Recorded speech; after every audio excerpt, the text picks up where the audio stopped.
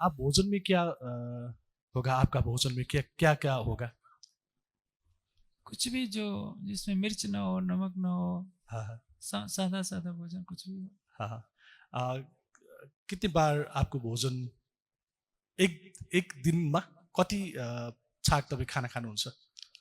प्रातःकाल जलपान होता है, दोपहर को भोजन, हाँ। शाम को प्रायः कभी लिया कभी नहीं लिया, सूर्यास्त से पहले कुछ भी ले लिया हल्का है। उम्, नेपालीमा एउटा भनाइ छ, थोरै खायो भने बल, धेरै खायो भने मल। भोजनको अर्थ के रहन्छ मानिसको जीवनमा? नेपाली भाषा में कहावत कही जाती है कि कम खाने पे बल होता है और अधिक खाने पे वही मल होता है। तो भोजन का अस्तित्व क्या है? भोजन एक भारतीय आयुर्वेद का कथन है, हितांशी च मितांशी च सम विनोदी च सन्नमी स्वधाय श्रमशीला च स्वस्थ सदा सुखी।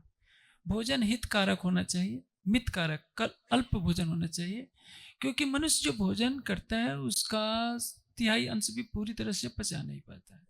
तो जो जितनी भूख है उसका आधा ही भोजन होना चाहिए, आधा जल और वायु के लिए छोड़ देना चाहिए। यदि हम भर पेट, कहावत कही जाती है, आधा पेट परम योगी, पौन पेट योगी, पूरा पेट भोगी। जो भर पेट भोजन करता है वो भोगी होता है। इसलिए संन्यास जीवन में तो उसी को ध्यान में रखकर भोजन करना होता है। आजको तपाईँको र मेरो वार्तालाप चाहिँ धेरै गम्भीर मात्रै पनि नहोस्, केही हाँसो मजाक पनि होस् भन्ने मैले अपेक्षा लिएको छु। आज की वार्ता को वो केवल गंभीर नहीं बनाना चाहते, वो चाहते हैं कि हास्यपूर्ण माहौल भी हो, हल्का और माहौल। गृहस्थ लोगों को कुछ फलदायी भी हो। स्वामी जी, मेरा दो बेटी, एक 5 साल का और एक 8 महीने का। मेरे बाल लंबे हैं, सफ़ेद दाढ़ी है और काला सूट और जीन्स पर हूँ। मैं डेली काम करता हूँ, इसलिए कि मेरे दो बच्चे और मेरी माता जी को कुछ अच्छे से देखभाल कर सकूं। क्या ये धर्म नहीं है? धर्म क्या है? धर्म वो है जो शाश्वत सत्य है, वही धर्म है। योगेश्वर श्री कृष्ण ने कहा है, योग कर्मस कौशलम, कर्म की कुशलता ही योग है। जो पूरी गीता का अध्ययन कर लीजिए तो उसमें क्या कहा है कि निष्काम कर्म योग। संसार का हर व्यक्ति सन्यासी नहीं हो सकता, हर व्यक्ति गृहस्थ नहीं हो सकता।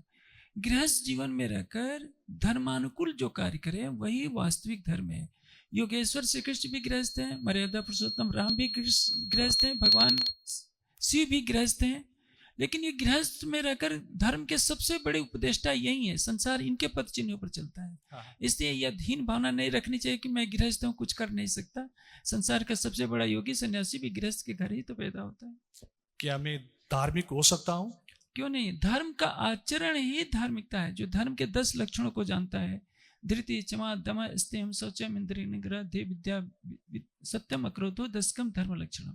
ये जो 10 लक्षण जिसके अंदर है, केवल वही धार्मिक है। ऐसा नहीं कि कहीं कोई मंदिर में पूजा पाठ कर लिया या जटाएं बढ़ा लिया या नग्न शरीर हो गया तो धार्मिक हो गया, वो अपराधी भी हो सकता है। लेकिन जिसने धर्म के 10 लक्षण जो है, धैर्य, क्षमा, दम, इंद्रियों का दमन, आंतरिक और बाह्य पवित्रता, बुद्धि का सत्य, बुद्धि का वास्तविक प्रयोग, सत्य और क्रोध जो न करता हूं, वही धार्मिक कहलाता है। और धार्मिकता व्यक्ति के स्वरूप में दिख जाता है, झलक जाता है, वैसा संकेत कुछ होता है?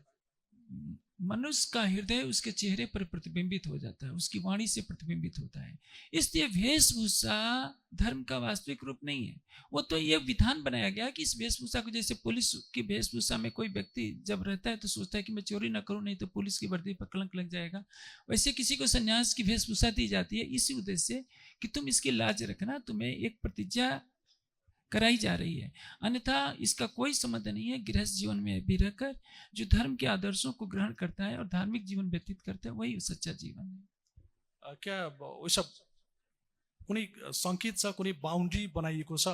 तिमीले यो गर्यो भने चाहिँ धार्मिक हुन्छौ, शनिबार उठेर सूर्यलाई जल चढायो भने या वर पिपललाई पूजा गर्यो भने या मङ्गलबार घर छोडेनौ भने, हाम्रो नेपाली समुदायमा हुने यो काम गर्यो भने चाहिँ धार्मिक भइन्छ, यो काम गर्यो भने चाहिँ धार्मिक भइदिन भनेर छुट्याएको छ। अशोकजी, यो सहजीकरण गरिदिनुहोस् न। क्या कोई ऐसा नियामक, कोई ऐसी विधि बनाई गई है कि तुम ये काम करोगे, जैसे कि शनिवार को सुबह उठ करके सूरज को जल चढ़ाना हो गया, या फिर मतलब पीपल की पूजा या किसी भी प्रकार की, तो क्या ऐसा कोई विधान है कि इन इन कार्यों को करने से आप धार्मिक होंगे, या फिर कौन सा विधान है धार्मिक होने के लिए? देखिए, ये तो एक उपासना है। रावण भी वेद पढ़ता था लेकिन वो धार्मिक नहीं था। जो वामार्गी थे वो हवन करते थे, लेकिन हवन में मांस डाला करते थे, वो धार्मिक नहीं हो सकते। सत्य है, जो सत्य है वही धर्म है। जब सृष्टि नहीं थी तब भी धर्म था, जब सृष्टि नहीं रहेगी तब भी धर्म रहेगा। जो परम शाश्वत सत्य है वही परमात्मा है, वही धर्म है। हमने पूजा पाठ की विधियों को करके सोचा है कि हम धार्मिक हो जाएंगे। जैसे शनिवार के दिन सूर्य को जल चढ़ाना, ये वेद शास्त्र का नियम नहीं है, ये पुराणों में बात कही गई है। या पीपल पर जल चढ़ाना पुराणों का नियम है, तुलसी के पानी देना पुराणों का नियम है, ये वेद शास्त्र में कहीं नहीं लिखा है। वेद के अनुसार पंच यज्ञों को करना है, प्रतिदिन परमात्मा का ध्यान करना है, वेद का स्वाध्याय करना है और अग्निहोत्र करना है, ये सब कर्मकांड है। वैदिक ज्ञान के लोप होने के कारण पौराणिक मान्यताएं प्रचलित हो गई। अब सूर्य तो पृथ्वी से 13 लाख गुना बड़ा है, हम जल चढ़ाते हैं तो बस इतना लाभ हो सकता है कि सूर्य की किरणें जल से प्रक्षेपित होकर हमारे स्वास्थ्य के लिए लाभदायक हो सकती हैं, बस ये लाभ। ऐसा नहीं कि इसमें परमात्मा की कोई स्तुति है। सूर्य परमात्मा नहीं है, सूर्य एक प्रकाश का स्रोत है। इसे वेद में सूर्य का अर्थ परमात्मा होता है, लेकिन ये सूर्य तो अग्नि तत्व है। ऐसे सूर्य जैसे करोड़ों सूर्य हमारी आकाश गंगा में है, तो सूर्य को जल चढ़ाने से हमारी आध्यात्मिक लाभ कुछ नहीं होगा। हाँ, पीपल एक बहुत बड़ा औषधि गुण रखता है सभी वृक्षों में। योगेश्वर श्री कृष्ण ने कहा कि मैं वृक्षों में पीपल, इसका मतलब क्या है? पीपल में के पत्ता, डाल, फल, फूल बहुत बड़ी औषधि का गुण रखते हैं। इसको संरक्षण के लिए कहा गया कि चलो इसी बहाने साधारण जनता को कहा जाए कि पीपल का पेड़ नहीं काटना चाहिए। अन्यथा ऐसा नहीं कि परमात्मा की प्राप्ति हो जाएगी, धर्म का इससे कोई संबंध नहीं। पाप क्या है? हाँ? पाप परोपकार पुण्य आय पापाय परपीडनम। दूसरों को मन वाणी कर्म से किसी तरह से पीड़ा देना ही पाप है। और पुण्य है किसी को हम सुख देते हैं तो पुण्य है। हिन्दू धर्मको यो प्रामाणिक ग्रन्थ धेरै ठाउँमा धेरै खालको व्याख्या सुनिन्छ हामीले। यसको प्रामाणिक ग्रन्थ चाहिँ कुनलाई मान्ने, केलाई मान्ने होला आवश्यक? हिंदू धर्म ग्रंथों में नाम बहुत सारे आते हैं, वेद, उपनिषद, दर्शन इत्यादि, फिर 18 पुराण इत्यादि भी आते हैं। तो हम प्रामाणिक ग्रंथ किसको माने? वेद स्वतः प्रमाण है, वेद ईश्वरीय ज्ञान है। इसलिए वेद में स्वयं में लिखा है कि तस्मात् तेजात सर्वतर ऋचा समान जगृ छंदान सह जगु तस्मात् यदु तस्मात् सजात। सृष्टि के प्रारंभ में चारों वेदों का अवतरण 4 ऋषियों के अंदर हुआ और ब्रह्मा जी ने एक एक ऋषि से एक एक वेद का ज्ञान ग्रहण किया। इसलिए जो वेद को पढ़कर ब्रह्मा जी ने अन्य ऋषियों को जो पढ़ाना प्रारंभ किया तो परंपरा चली। तो वेद के जो अंग हैं, 6 अंग हैं, 6 उपांग है, 1127 शाखाएं हैं, इनको परतः प्रमाण कहते हैं। वेद के प्रमाण के लिए किसी प्रमाण की आवश्यकता नहीं होती है। कोई भी ऋषि मुनि कितना भी बड़ा विद्वान हो, यदि उसका कथन वेद के विपरीत होता है तो उसके कथन को मिथ्या माना जाता है। वेद का कथन अंतिम सत्य है क्योंकि ईश्वरीय वाणी माना जाता है, अपौरुषेय कहा जाता है। जबकि वेदांत दर्शन है, गीता है, इसको अपौरुषेय नहीं माना जाता है। इसमें त्रुटियां निकाली जा सकती है, वेद में त्रुटियां नहीं निकाली जा सकती। वेदको अध्ययन गरेको अध्येताहरूले चाहिँ आफ्नो अनुकूलको व्याख्या गर्छन् र आफूलाई फाइदा हुने मात्रै व्याख्या चाहिँ आम मानिसहरूलाई गर्छन् भन्ने सुनिन्छ, यो सत्य हो? ऐसा कहा जाता है कि जो वेद का अध्ययन करते हैं वो वेद मंत्रों का अपने स्वार्थ के अनुकूल अर्थ कर सकते हैं या अर्थ करते हैं और उतना ही अर्थ लोगों को बताते हैं जिससे कि उनका मतलब सिद्ध हो। तो क्या ये सत्य है? काफी हद तक सिद्ध है, सत्य है। यदि विद्वान निष्पक्ष हो जाए, विद्वान किसको कहते हैं? ये सत्यम आचरण ते देवा अनिर्तम मनुष्य, जो सत्य का आचरण करते हैं उसको देवता कहते हैं। और सतपथ ब्राह्मण लिखा विद्वान सो ही देवा, विद्वान वो है उसको देवता कहा जाता है कि वो सत्य बोलता है। तो जो विद्वान झूठ बोलते हैं उनको विद्वान कहलाने का अधिकार ही नहीं है। ये अवश्य है कि आजकल 70% विद्वान झूठ बोलते हैं। यदि वो सत्य पर अवलंबित होता है तो सारे झगड़े कुछ दिन में समाप्त हो जाए। जो सब इस सांप्रदायिक झगड़े बढ़ रहे हैं उसमें विद्वान अपने वर्चस्व के लिए कि मैंने गलत भी कह दिया तो कहीं से भी प्रमाण ढूंढ करके व्याकरण के बल से उसको सत्य सिद्ध करना है, दूसरों को नीचा दिखाना है। तो ये उनकी मानवीय कमजोरी है। सच्चा विद्वान सत्य बात कहेगा, उसको मालूम नहीं होता कह देगा कि मुझे मालूम नहीं, अमुक के पास जाकर पूछ लो। लेकिन आजकल एक बीमारी चली है कि हर विद्वान अपने को सर्वज्ञ मानता है कि मैं ही सब कुछ जानता हूँ, जो मैंने कहा वो सत्य होना चाहिए, चाहे इसकी लड़ाई झगड़ा कुछ भी करना पड़े।